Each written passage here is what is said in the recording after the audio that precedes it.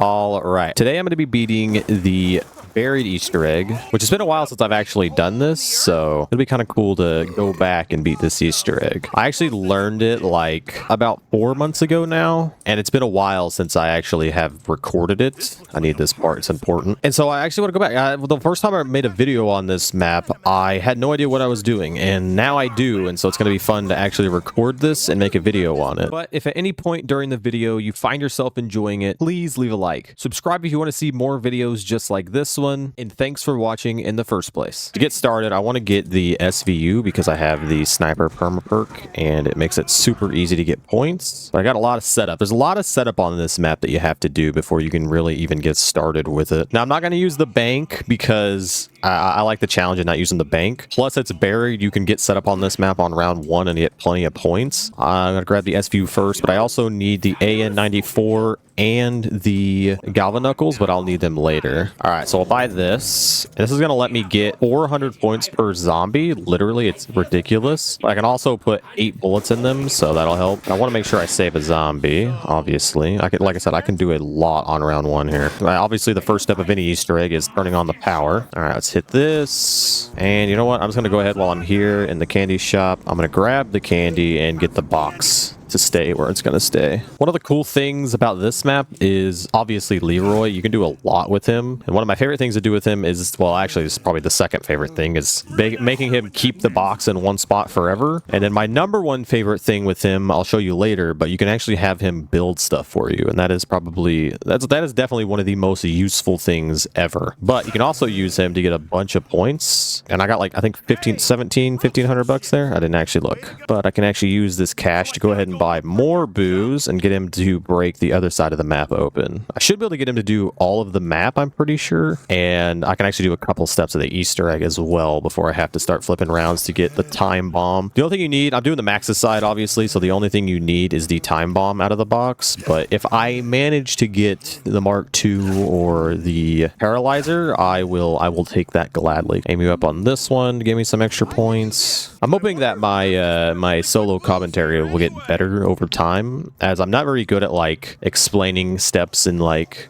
talking solo, so hopefully over time I'll get a little bit better at it. I'm not good at making coherent sentences whenever I'm trying to focus on doing an Easter egg or learning an Easter egg. And actually, while I'm here, I can go ahead and put this first part. So that part I picked up earlier is to the noose, and here's another part to the noose. So I need 2 more parts. One of them's right here. I'm also going to go ahead and grab the Galvanuckle chalk because I'll use that to get us some extra points because we want to try to get as much points as possible. All right, so the next part I need to grab is the antenna, which is down here in the barn. And this is the last piece to the noose. And we can put the last part on, which means I need to start building more stuff. This Easter egg has a lot of repetitive steps, I guess would be the best way to explain it. I mean, I guess not really repetitive, but literally just the same step over and over, I guess would be the best way to put it. But I'm going to have Leroy build me one of the things I need to build, and I'm going to build the other thing I need. So I've got 2 things I'm going to build. One of them, I think it's called the subsurface resonator, and then the other thing I need to build is the turbine. If I get lucky, maybe I'll get the time bomb on like first hit and I can just stay on round 1. Because you can actually do this whole Easter egg on round 1. It is very possible, especially with the bank. But if I give him that, he will actually build that for me. And while he builds the one thing, I will build the turbine. All right, so I guess I'm going to have to start spinning the box to try to get the time bomb. Oh, ray gun right off the bat. Oh, there's time bomb. But I definitely don't want to keep this RPG. I'd like to get rid of this. Hey, for the Mark II, I'll take that. Hell yeah. So now that I have the time bomb, I can get a lot done here. I do need to get, actually, you know what? I'm just going to go ahead and get the Galvanuckles. That should be the last thing I need to buy besides doors. So I guess I can run a couple rounds here just to get the points that I need. Okay, I got enough for Galvanuckles, but I still need the points to buy doors, which it might be smart. It actually might be smart to open up all of the doors that I need to open before going through the mansion. I might actually do that. That might be a good idea, just in case I end up getting hit and lose all my points, because I think she takes like 2k a hit, which is annoying, because there's one step that requires me to, well, pretty much every step in this Easter egg requires me to like repeat the step multiple times. There's one step that I have to open up pretty much all the doors in the mine shaft to do, so I might as well just get that done now so I don't have to worry about it later. You know what? I'm also just going to buy Jug as a just in case. You never know. Perfect. Everything's open that needs to be opened, which means I got to run through the mansion, which means I will get a free perk out of this, but I'm probably also going to lose my 300 points that I have. What perk am I going to get? I really want stamina up.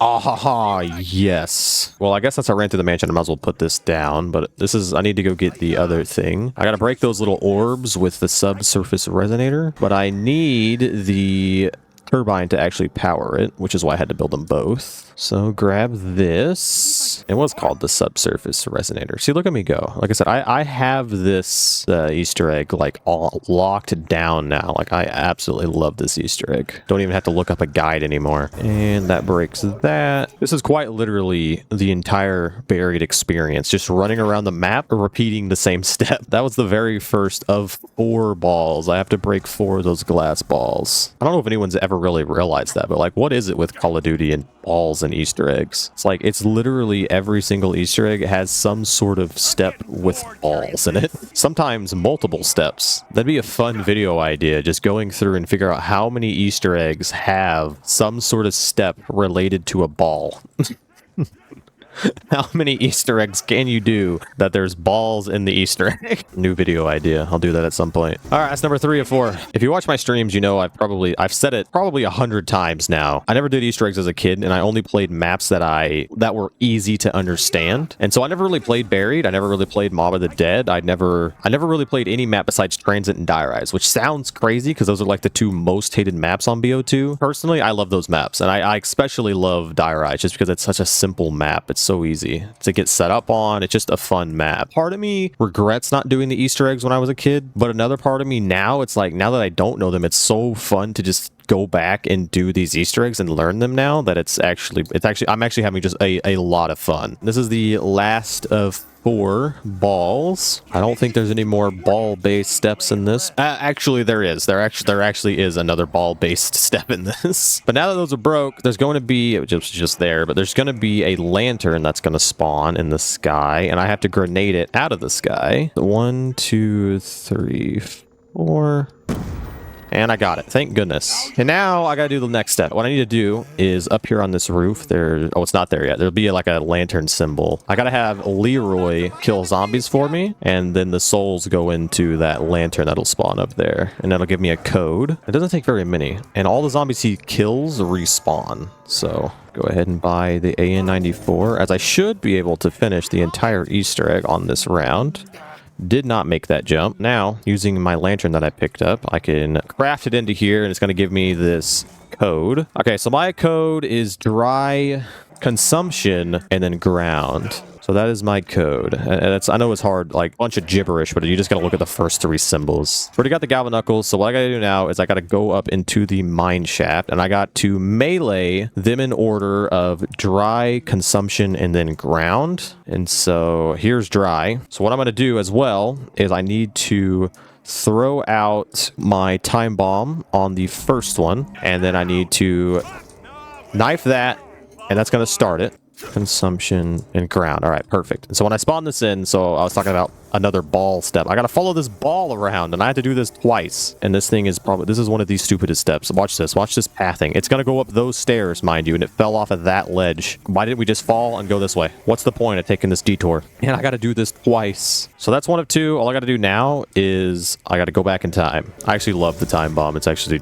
super awesome. Now I just gotta literally repeat that. Just hit dry, hit consumption, and hit ground again, and bam, we're gonna follow the wisp yet again. Yeah, I do want to know why it was like, what was the whole idea behind repeating the same steps like multiple times? Like the bell step, you gotta ring 9 individual bells, and if you mess up once, it resets your progress and randomizes the order of which the bells have to be pressed on your 2nd attempt, 3rd attempt, or any attempt after that. And that is the final wisp that I have to follow into there, which means I'm on the very next step, which is literally just the bell step, which is, I'll explain it as we get to it because this step absolutely sucks. How much points do you think I'll have by the end of this? Probably none, if I had to guess. Basically, what I gotta do, I gotta interact with this, and it's gonna give me a bell. And now I already know the order of these, and I will explain it. Basically, the first 3 are the candy shop bells, the second are the barn, and the last is the courthouse. And basically, the top light is bell 1, bell 2 is the second, and then bell 3 is the the third one in that room. Honestly, I shouldn't fail this step. I do have all of the bells like memorized now. So in this room, there's going to be 3 bells, and this is the same for every single room. I probably will skip this step when I edit the video, but basically this is bell 1 in this room, this is bell number 2, and this is bell number 3. And so because that light was on the second bell, I have to ring this. And since it rung, that means I did it right. If I ring the bell and it doesn't ring, it just makes like it doesn't make a ring sound. That means I did it wrong and it resets my progress. The one I just got was the first one in the candy shop. So the candy shop bells are, this is bell number 1, this is bell number 2, and this is bell number 3. And so I should just be able to ring this one. Perfect, which means I did it right. And like I said, I do have all these memorized now, but the first time I did it, oh my gosh, I did not have it memorized. So finally, I got a bell in the barn here. So this one's probably the most confusing of the bells, but this is bell number 1. This is bell number 2, right here behind this plank, and then this is bell number 3.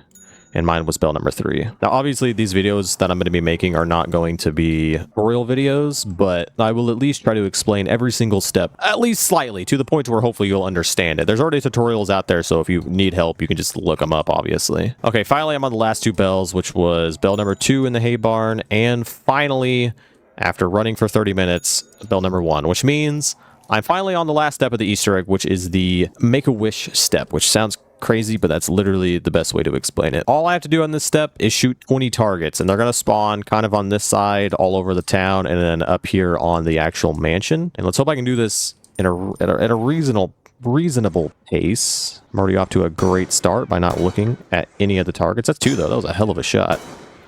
4, 5, 6, 7, 8, 9, 10, 11. Not even gonna go for that. Well, hello? Alright, well, 13, 14, 15, 16, 17, 18, 19, 20, first try? 22, 23? Did I actually do it first try? I think I counted right. Hell yeah, I've never done that first attempt. Let's go. That tells you how many times I've done this Easter egg, though. I have done this quite a few times. Holy cow. I'm actually kind of proud of myself for doing that on the first attempt. But there it is. That is the buried Easter egg. Obviously, I'm not going to be posting my Easter eggs in any type of order, but at some point when I finish up doing Diarize and Transit again, I will like combine the videos for like a super Easter egg video. But for now, this has been buried. I actually had a lot of fun with this Easter egg. This was actually a lot of fun.